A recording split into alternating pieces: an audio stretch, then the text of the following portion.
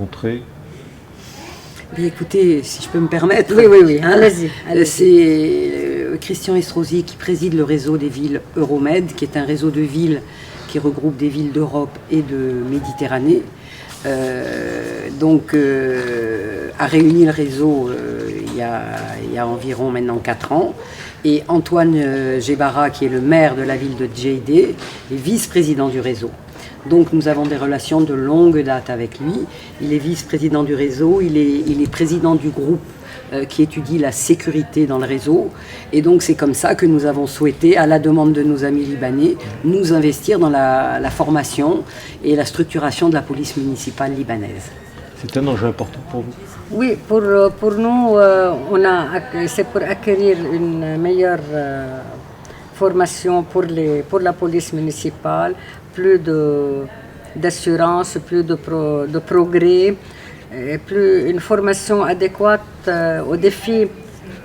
aux nouveaux défis au Liban avec les réfugiés et tous leurs problèmes qu'ils créent dans notre pays, à part les problèmes qu'on a déjà. Donc avec la collaboration et l'expérience que Nice a dans ce domaine, on a voulu acquérir plus d'expérience et notre coopération jusqu'à maintenant était très fructueuse. On espère continuer. Moi, j'ai été à Nice en 2017 avec Monsieur le maire. Il y avait les conférences, pas sur la police municipale, le thème était sur prévention de la radicalisation. Prévention de la radicalisation. C'était très intéressant à voir. Et voilà.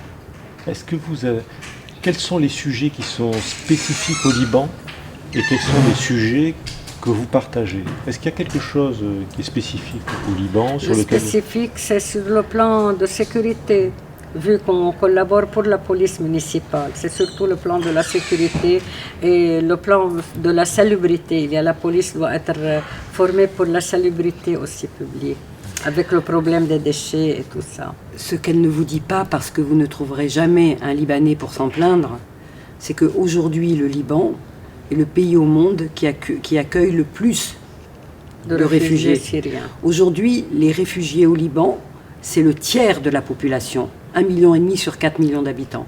C'est comme si en France, on avait eu 15 millions de réfugiés 20 millions de réfugiés qui nous étaient arrivés en 6 mois sur notre territoire.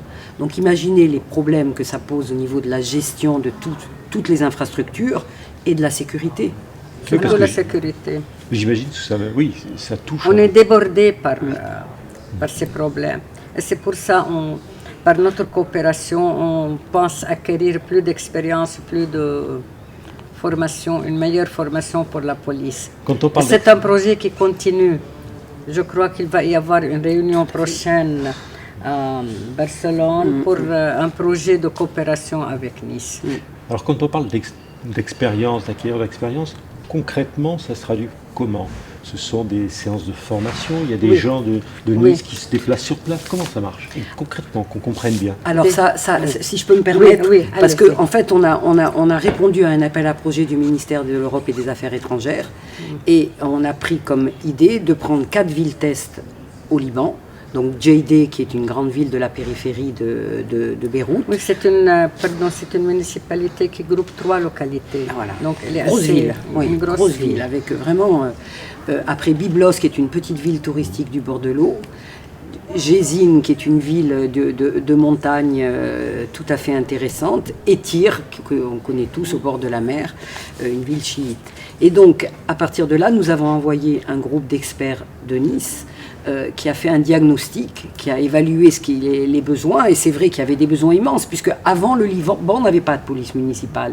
Tout d'un coup, il est autorisé à en avoir une, et il faut qu'il la mette en place. Et donc ça demande une organisation, et autant utiliser l'expérience de ceux qui sont déjà passés par là.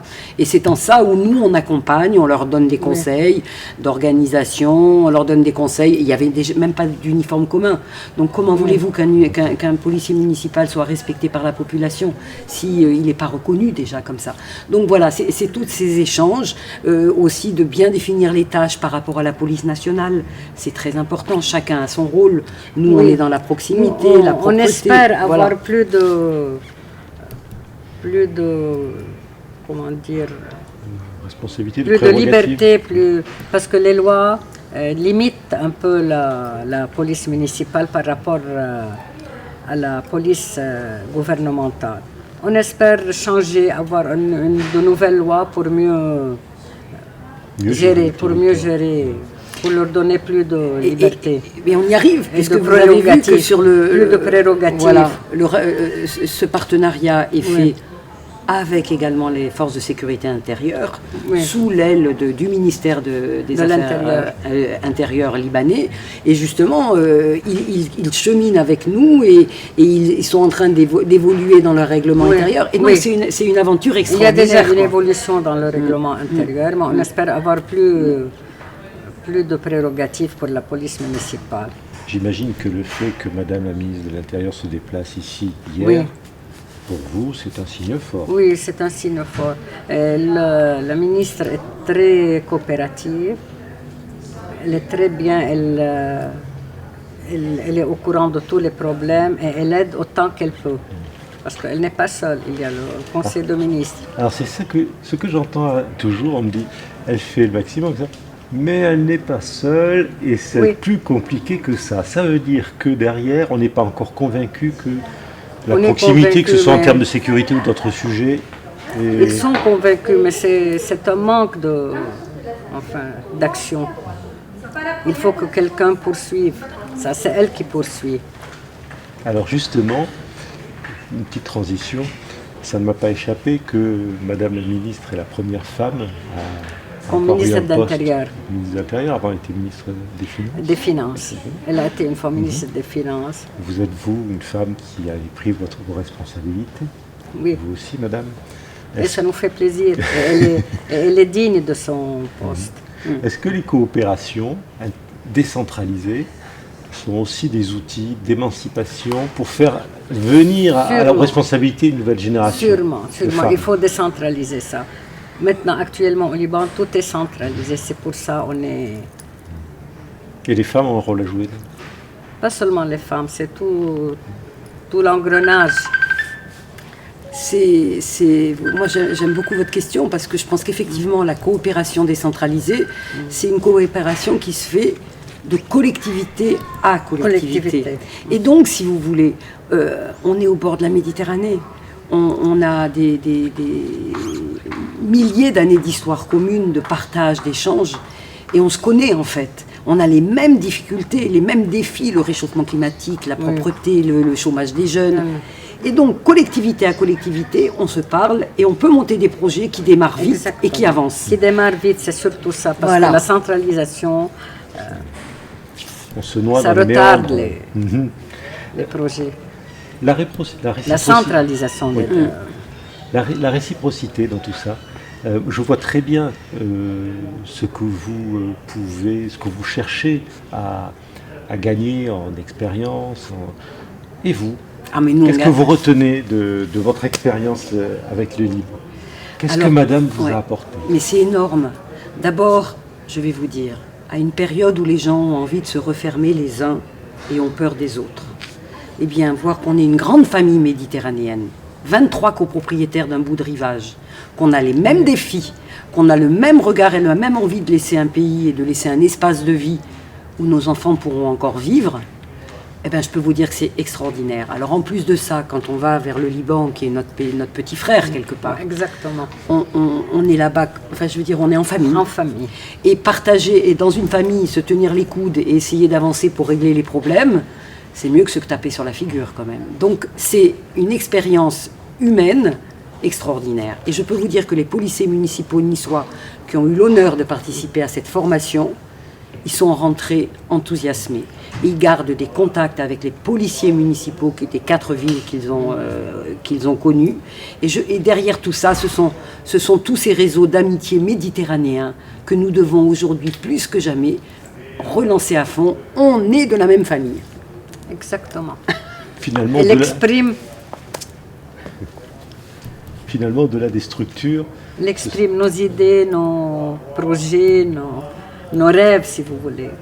au-delà des structures, c'est une aventure humaine, la coopération. Oui, et comment, voilà, comment. C'est Parce que magnifique. je vois des amis là qui Oui. se sont souvent rencontrés, qui vous avez tissé des liens forts.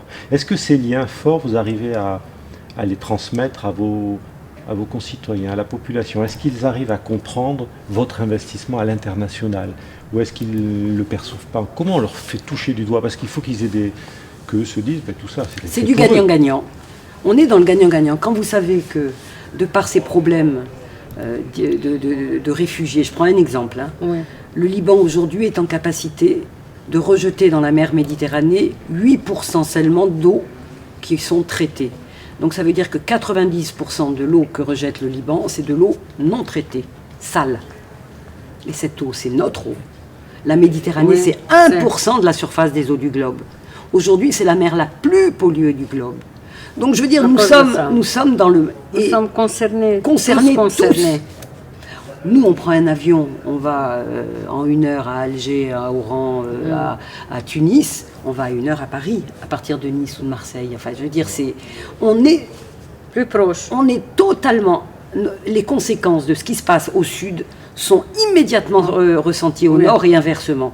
On est obligé de travailler ensemble, même si on ne s'aimait pas, et Dieu merci, on a la chance de s'aimer, on est obligé de travailler ensemble. Donc voilà, et ça, nos concitoyens, ils le comprennent. Ils commencent à le comprendre, ils commencent à le réaliser. Ils commencent à le réaliser. Et je crois que c'est la plus grande victoire qu'on puisse avoir contre l'intégrisme qui veut se refermer sur soi-même. Voilà. Merci beaucoup. Merci. Merci pour votre beaucoup. écoute. Tout est dit. Tout est dit. Merci beaucoup. Merci.